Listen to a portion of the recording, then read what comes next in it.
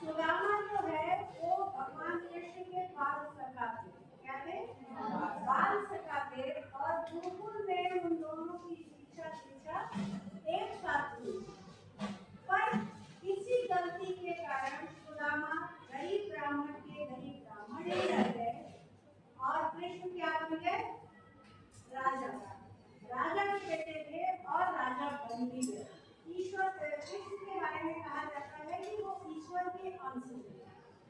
वो ईश्वर के अंश थे तो जहाँ भी रहे वहाँ वो ऊपरी हिस्से थे।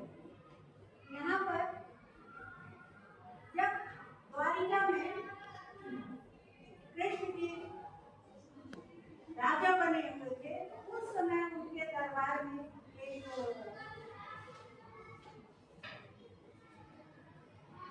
एक भिखारी जाता है।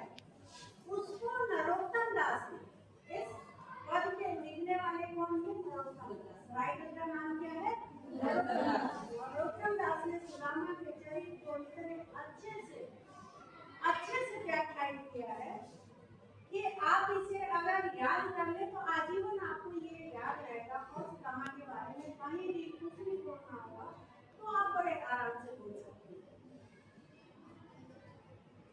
जब सुदामा आते हैं कृष्ण के दरबार में तो एक द्वारपाल आता है और कृष्ण को बताता है कि किस तरह का व्यक्ति आपके दरवाजे पे आया है।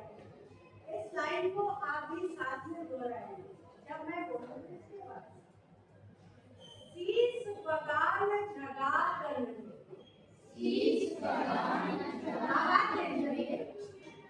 प्रभु जाने को आही बसे के ही ग्राम।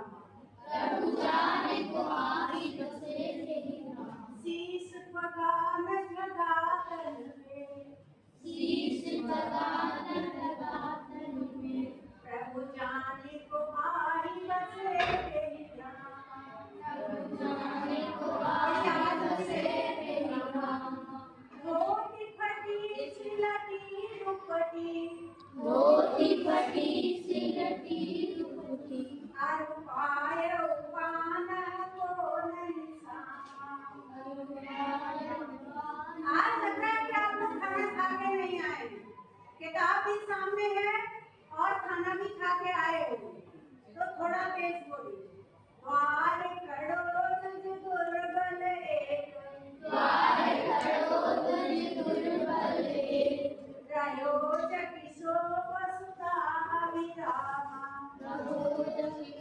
और थोड़ा तेज ना पूछत दीन दयाल को धाम, पूछत दीन दयाल को धाम बतावत आपनु नाम सुदामा, बतावत आपनु नाम सुदामा। बार-बार आकर के भगवान कृष्ण से कहता है कि दरवाजे पर एक ऐसा व्यक्ति खड़ा है। मतलब